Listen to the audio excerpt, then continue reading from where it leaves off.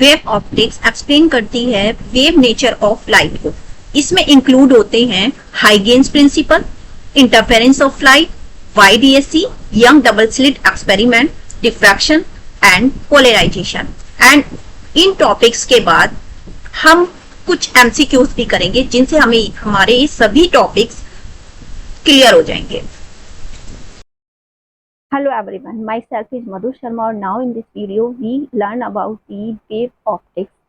Now wave optics में सबसे पहले डेस्कार्ट साइंटिस्ट थे जिन्होंने कर्पस्कुलर मॉडल को एक्सप्लेन किया और जिसे बाय द स्नेल लॉ ने लॉ ऑफ रिफ्लेक्शन और लॉ ऑफ रिफ्रैक्शन को भी बताता है।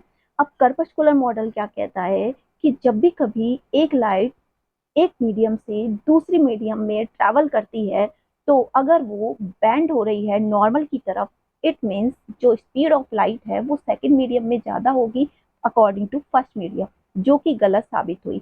बट कर्पस्कुलर मॉडल को ही और एक्सप्लेन किया न्यूटन ने और अपनी फेमस बुक ऑप्टिक्स में इसके बारे में एक्सप्लेन किया। इसलिए मोस्टली जो कर्पस्कुलर मॉडल है उसका श्रेय आइजैक न्यूटन को जाता है।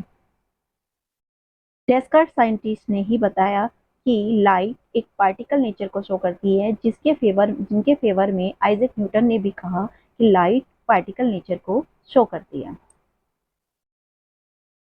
उसके बाद 1867 में एक डच फिजिस्ट आए जो कि हाइगेन्स थे। उन्होंने एक्सपेरिमेंट के थ्रू बताया कि आइजैक न्यूटन गलत हैं और उनकी कर्पस्कुलर का मॉडल भी गलत है, जिसको उन्होंने इंटरफेरेंस और डिफ्रैक्शन के प्रोसेस से एक्सपेरिमेंट से शो करके भी बताया कि लाइट एक वेव नेचर को शो करती है और यदि कभी भी लाइट एक मीडियम से दूसरे मीडियम में ट्रैवल कर रही है इट मीन्स, और यदि नॉर्मल की तरफ बैंड हो रही है इट मीन्स कि जो लाइट है लाइट की जो स्पीड है वो सेकंड मीडियम में कम होगी अकॉर्डिंग टू फर्स्ट मीडियम। उसके बाद YDSC आई, उन्होंने इंटरफेरेंस की प्रोसेस से सिलेक्ट कर बताया, डिफ्रैक्शन की बताई, तो सभी चीज़ों से पता चल गया, पूरे अच्छे से सेटिस्फाई हो गए और ये वेव नेचर को शो करती है, लाइट वेव नेचर को शो करती है, इसका पूरा का पूरा सेटिस्फाई बता दिया कि यस इट इज ट्रू, कर्पस्कुलर का मॉडल गलत है। अब सबसे पहले देखते हैं हाइगेन्स प्रिंसिपल क्या कहता है। तो हाइगेन्स प्रिंसिपल के अकॉर्डिंग एवरी पॉइंट जो भी वेव फ्रंट पर होता है वो सेकेंडरी वेवलेट की सोर्स की तरह बिहेव करता है, एक्ट करता है, और जो ये एनवेलप होता है वेवलेट का वो फॉर्म करता है न्यू वेवलेट। एप्लीकेशन देखिए इसकी, तो हम जो इसमें करने वाले हैं वो reflection of light plane wave के लिए और रिफ्रैक्शन ऑफ लाइट भी करेंगे। इंपॉर्टेंट पॉइंट्स क्या है कि ये हाइगेन्स का प्रिंसिपल एक्सप्लेन करता है प्रोपोगेशन ऑफ लाइट और सपोर्ट करता है वेव थ्योरी ऑफ लाइट को, जो हाइगेन्स ने एक्सपेरिमेंट के थ्रू प्रूव किया कि लाइट वेव की नेचर शो करती है। वेव फ्रंट की बात करें तो वेव फ्रंट क्या होता है? वेव फ्रंट को हम एज अ पिक्चर की शो से देख सकते हैं। जब भी हम किसी भी पानी में कोई भी स्टोन फेंकते हैं तो देखते हैं कि वहां पर राउंड फॉर्म में वेव बनने लगती है इन दी सर्कुलर फॉर्म। इन दी सर्कुलर फॉर्म को हम पिक्चर में जैसा दिखाया गया है तो देखेंगे ये जो सर्कल है जो ऊपर की तरफ होता है उसे कहते हैं क्रेस्ट और नीचे की तरफ जो होता है उसे कहते हैं ट्रफ। अकॉर्डिंग टू देख सकते हैं हम इस वाले फॉर्म में जब भी हमने स्टोन को फेंका पानी में तो ऊपर वाली लेयर होती है उसको कहते हैं हम क्रस्ट और नीचे वाली को ट्रफ। और ये जो सेम फेस में होती है उसे कहते हैं सेम लोकस पॉइंट पे वेव फ्रंट फॉर्म करती है, चाहे फिर वो नीचे वाली हो चाहे ऊपर वाली हो। अब ये जो वेव फ्रंट होती है इनकी जो डायरेक्शन होती है वो प्रोपोगेशन की डायरेक्शन में होती है और ये परपेंडिकुलर होती है, ray of propagation perpendicular to the wave front. इसलिए हम वेव फ्रंट को डिफाइन कर सकते हैं कि wave front is a locus of all particles vibrating the same phase. जब सभी पार्टिकल्स वाइब्रेट करते हैं सेम फेज में तो वेव फ्रंट बनती है। और टाइप की बात करें तो वेव फ्रंट 3 टाइप की हो सकती हैं, plane wave front, spherical wave front, cylindrical wave front. As a picture हम देख सकते हैं सर्कुलर वेव फ्रंट में सर्कुलर फॉर्म में वेव फ्रंट फॉर्म होती है और सिलेंड्रिकल के लिए सिलेंड्रिकल वेव फ्रंट होती है, प्लेन के लिए प्लेन वेव में वेव फ्रंट फॉर्म होती है। क्रस्ट और ट्रफ को और एक्सप्लेन करके देख सकते हैं कि ये जो हमारी वेव फ्रंट हुई है, तो ऊपर वाले जो लेयर होती है उसको कहते हैं क्रस्ट और नीचे वाले को कहते हैं ट्रफ। डिस्प्लेसमेंट अगर हम सेंटर से देखें तो ऊपर की तरफ जो होता है वो डिस्प्लेसमेंट, और जो ट्रफ होता है और क्रस्ट होता है ये प्रोपोगेशन की जो डायरेक्शन होती है वो आगे की तरफ। और जैसे जैसे वेव्स आगे फॉर्म होती है उसमें पहली वाली जो वेव फ्रंट होती है वो सेकेंडरी वेवलेंथ के लिए सोर्स का एज अ सोर्स बिहेव करती है। Law of refraction at a plane by Huygens principle. Huygens principle की हेल्प से हम law of refraction at a plane को डिफाइन कर सकते हैं। पिक्चर में हम देखें तो एक वेव आ रही है जो कि रेयर मीडियम से डेंसर मीडियम में जा रही है, उसमें जो प्लेन है वो ए बी है, और जब वो ए बी किसी रेयर मीडियम से डेंस मीडियम में जाएगी, जिस मीडियम की जो फर्स्ट मीडियम में जो वेलोसिटी है प्लेन वेव की वो v1 है, और मीडियम 2 में जो स्पीड है प्लेन की वो हो गई v2। तो v2 a से e तक आने में जो टाइम लगेगा वो लगेगा टॉक। सिमिलरली b को c तक जाने में जो टाइम लगेगा वो भी टॉक लगेगा टाइम। और दोनों को अगर हम देखें, दोनों की जो डिस्टेंस होगी वो speed is equal to distance upon time से v2 टॉक और v1 टॉक हो जाएगी। I और R angle of incident, angle of reflection, जिसमें अगर वेलोसिटी की बात करें तो हम जानते हैं कि जो स्पीड की जो लाइट की स्पीड होती है वो रेयर मीडियम में ज्यादा होती है अकॉर्डिंग टू डेंसर मीडियम। अगर हम बात करें दोनों को कंपैरिजन करने के लिए तो साइन आई की जो वैल्यू आएगी अकॉर्डिंग टू ज्योमेट्री, तो आई इज इक्वल टू हो जाएगा BC upon AC, perpendicular upon hypotenuse. अगर हम वैल्यू रख दें V1 टॉक upon AC, similarly sine R के लिए जो वैल्यू होगी वो AE अपॉन AC, इसमें डिस्टेंस ए की जो होगी वो v2 टॉक होगी अपॉन AC। दोनों को अगर हम स्नेल लॉ से सॉल्व करें, जो sine I upon sine R होता है v1 अपॉन v2, इनके रिलेशनशिप से हमारी जो वैल्यू आएगी वो स्नेल लॉ ऑफ रिफ्रैक्शन के लिए होगी n1 sine i is equal to n2 sine r. इसी के अकॉर्डिंग हम plane wave by Huygens principle से हम शो कर सकते हैं रिफ्लेक्शन को भी।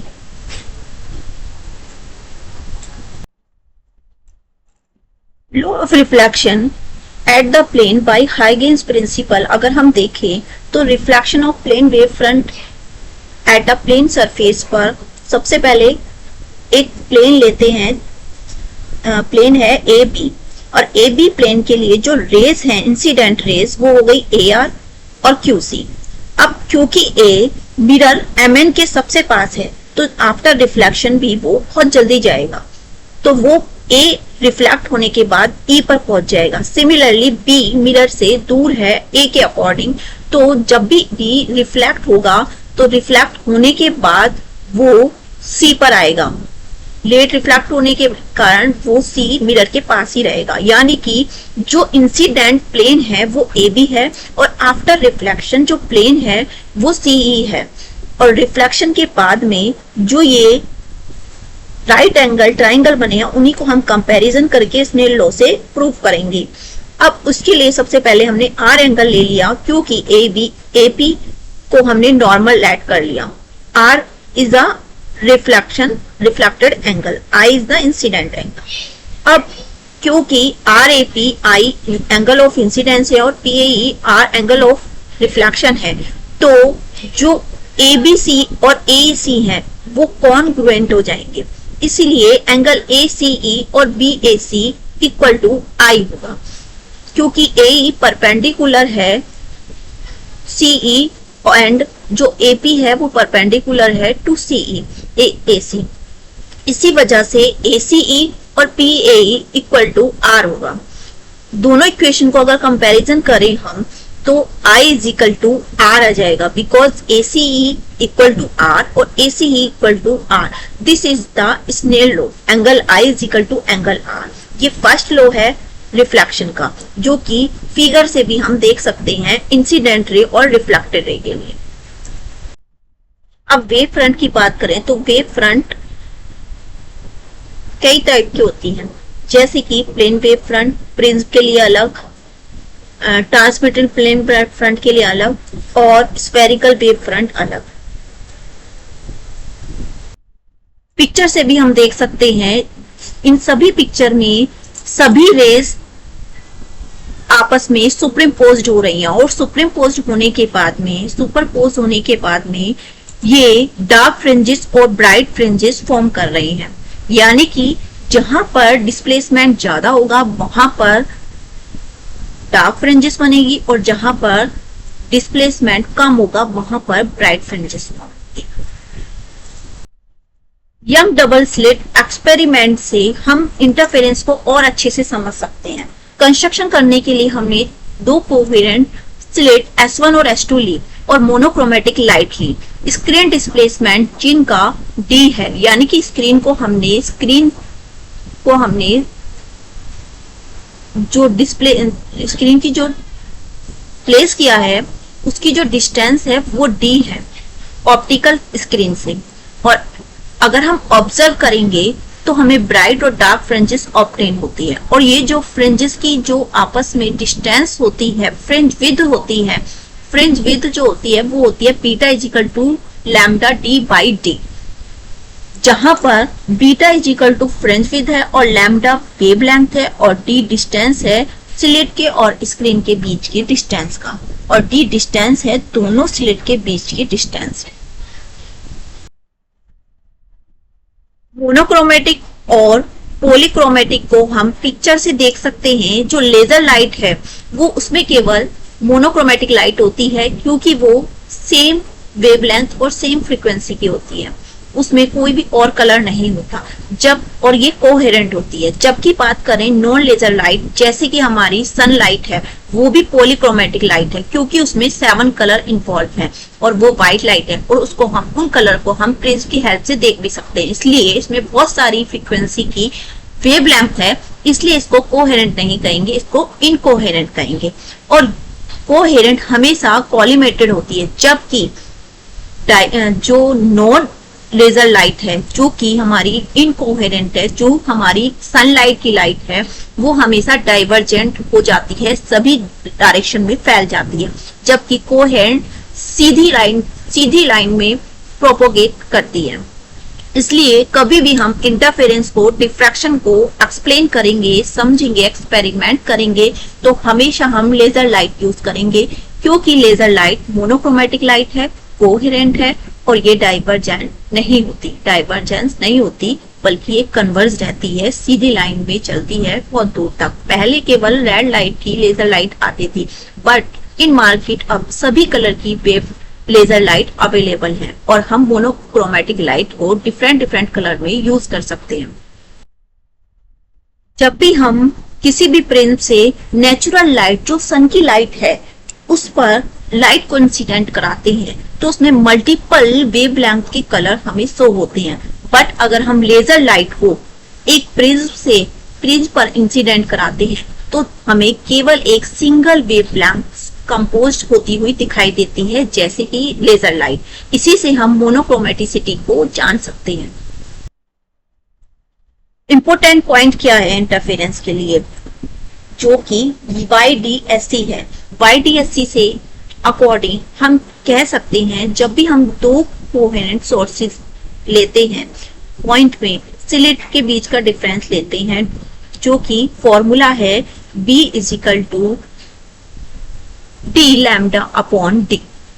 यानी कि जब भी फ्रिंज विड्थ को इंक्रीज करते हैं, फ्रिंज विड्थ इंक्रीज होती है जब भी वेवलेंथ इंक्रीज होती है, और फ्रिंज विड्थ इंक्रीज करती है जब भी स्क्रीन की डिस्टेंस इंक्रीज होती है। बट जब भी फ्रिंज विड्थ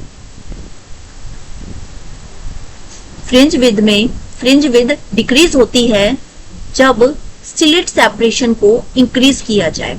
तो ओनली स्लिट सेपरेशन इंक्रीज करने पर फ्रिंज विड्थ घटती है, अदरवाइज वेवलेंथ इंक्रीज करने पर और स्क्रीन की डिस्टेंस इंक्रीज करने पर फ्रिंज विड्थ इंक्रीज होती है। डिफ्रैक्शन क्या है? डिफ्रैक्शन एक ऐसी प्रोसेस है जिसमें लाइट बेंड कर जाती है किसी भी ऑब्स्टेकल के एज से या फिर अपर्चर से। कंडीशन क्या है कि अपर्चर का साइज जो है वो वेवलेंथ ऑफ लाइट के कंपैरिजन में होना चाहिए। अकॉर्डिंग टू पिक्चर्स हम देख सकते हैं कि जैक और जिल दोनों के बीच सेपरेशन है और एक छोटा सा डोर है। अब लाइट जब जा रही है तो लाइट से लाइन ऑफ साइट ब्लॉक्ड हो रही है, लेकिन फिर भी वहां लाइट पहुंच रही है। इससे पता चलता है कि लाइट बैंड होकर जैक तक पहुंच सकती है और जिल तक पहुंच सकती है। जिल ने लाइट जो यूज करी है वो जैक तक जा रही है, जबकि लाइन जैक के आगे ब्लॉक्ड है। ये डिफ्रैक्शन की प्रोसेस को शो करता है, क्योंकि यहाँ लाइट कॉर्नर से बैंड होकर जैक तक पहुंच गई है। और दूसरी वाली जो पिक्चर है डिफ्रैक्शन में हम देख रहे हैं केवल सिंगल होल का यूज किया गया है, एक सोर्स का यूज किया गया है। इसमें अगर होल का साइज बड़ा कर दिया जाए तो यहाँ पर कम बैंड हो रही है, जबकि अगर नैरो कर दिया जाए तो ज्यादा बैंड हो रही है। और इसमें अगर हम सिंपल वे में लेके जाएं, दूर दूर कॉमन फेस है, तो वहां पर भी हमारा डिफरेंस फेस दिख रहा है सेम। तो इस प्रोसेस से हमें पता चलता है होल को बड़ा और छोटा करने पर भी, जो सोर्स है सोर्स को बड़ा और छोटा करने पर भी डिफ्रैक्शन अलग अलग बेंडिंग प्रोसेस को शो करता है। तो डिफ्रैक्शन और इंटरफेरेंस में यही डिफरेंट है कि इंटरफेरेंस के लिए हमें दो सोर्स की नीड होती है और डिफ्रैक्शन के लिए हमेशा एक सोर्स की नीड होती है। तो हम एक्सप्लेन करने के लिए जो डिफरेंस है बिटवीन इंटरफेरेंस और डिफ्रैक्शन, कह सकते हैं कि इंटरफेरेंस के लिए टू कोहेरेंट सोर्सेस की रिक्वायरमेंट होती है और फ्रिंज दोनों की इक्वल इंटेंसिटी होती है। डिफ्रैक्शन में केवल एक स्लिट और एक ऑब्स्टेकल की रिक्वायरमेंट होती है, और जो सेंट्रल मैक्सिमम है वो ब्राइटेस्ट और वाइडेस्ट होता है डिफ्रैक्शन में, जबकि इंटरफेरेंस में ऐसा नहीं होता। सभी फ्रिंजेस सेम इंटेंसिटी की होती है। पिक्चर से भी हम देख सकते हैं डिफ्रैक्शन में केवल एक सोर्स लिया है, जबकि इंटरफेरेंस में दो सोर्स लिया है, क्योंकि हमें इंटरफेरेंस में सुपरइम्पोज करना होता है। दो वेव को सुपरइम्पोज करने के लिए दो सोर्सेस की हमें नीड होती है इंटरफेरेंस के लिए। पोलराइजेशन को समझते हैं। पोलराइजेशन को समझने के लिए हमें लाइट को समझना होगा। सनलाइट एक इलेक्ट्रोमैग्नेटिक वेव है और इलेक्ट्रोमैग्नेटिक वेव्स को ट्रांसवर्स वेव कहते हैं। ट्रांसवर्स वेव जिसमें इलेक्ट्रिक फील्ड भी है और मैग्नेटिक फील्ड भी है, और दोनों एक दूसरे के परपेंडिकुलर है and also perpendicular to the direction of motion. जिस डायरेक्शन में वो प्रोपोगेट कर रहे हैं उस डायरेक्शन के भी वो परपेंडिकुलर है। तो polarization is the phenomena in which light vibrate are restricted to one plane. अब पोलराइजेशन को में केवल हम ट्रांसवर्स वेव ही पोलराइज कर सकते हैं, और पोलराइजेशन ही प्रूव करता है कि लाइट जो सनलाइट है वो एक ट्रांसवर्स वेव है। जैसा कि पिक्चर में हम देखते हैं, एक पोलराइजिंग फिल्टर का यूज करके हम पोलराइज लाइट को ऑब्टेन कर सकते हैं। अब बल्ब से हमें अनपोलराइज लाइट मिल रही है, यानी कि हम अपनी न्यूड आई से बल्ब को नहीं देख सकते, और देखेंगे भी तो हमारी आंखों में पेन होने लगेगा। और उसके लिए यदि हम पोलराइजिंग फिल्टर एज अ कोई लेंस यूज कर लेते हैं तो हम इजिली उस बल्ब को आसानी से देख सकते हैं। सन के लिए भी हम वही यूज करते हैं। जब भी हम सनलाइट में जाते हैं तो हम सनलाइट में हम देखने में हमें प्रॉब्लम होती है, mostly in the season of summer. इसलिए हम हमेशा सन ग्लासेस का यूज करते हैं, बिकॉज अच्छे ब्रांड में जो सन ग्लासेस आते हैं उनमें पोलराइजर लगा होता है। पोलराइजिंग फिल्टर होकर हमारी लाइट आंखों पे पहुंचती है और हम इजिली सन को भी देख सकते हैं। और नेक्ड आई में हमें किसी भी सनलाइट में किसी भी चीज को, यहाँ तक कि अगर हम बीच पर भी जा रहे हैं in the summer, mostly in the summer season, तो हम बीच पे भी हम आसानी से अपनी आईज को ओपन करके नहीं देख पाते। लेकिन जैसे ही हम पोलराइज्ड फील्ड लेंस का यूज करते हैं, जो सनलाइट सन ग्लासेस है उनका यूज करते हैं, तो हम इजिली किसी भी बीच पर आसानी से पूरा स्क्रीन देख सकते हैं। पूरा जो वहां पर जो भी पानी की लहरें वगैरह हैं उन सबको अच्छे से देख सकते हैं। कोहेरेंट सोर्सेज को समझने के लिए हम पिक्चर का यूज करते हैं। पिक्चर में देख सकते हैं कि जो बल्ब है वो इनकोहेरेंट सोर्सेज है, यानी कि उसमें जो लाइट निकल रही है वो ना तो वो सेम फेज की है और ना ही वो सेम फ्रीक्वेंसी की है।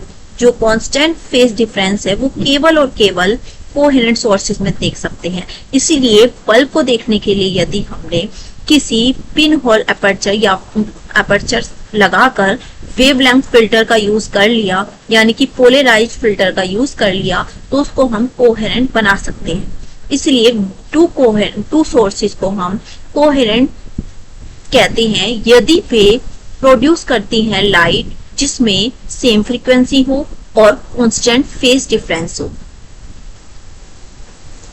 इंपॉर्टेंट फॉर्मूला जो फ्रिंज विड्थ का है वो कंस्ट्रक्टिव इंटरफेरेंस के लिए beta is equal to lambda D upon D है, जबकि डिस्ट्रक्टिव इंटरफेरेंस के लिए beta is equal to lambda D upon D है, जिसमें कैपिटल डी स्क्रीन की सोर्स से डिस्टेंस है, जबकि स्मॉल डी दोनों स्लिट के बीच की डिस्टेंस है।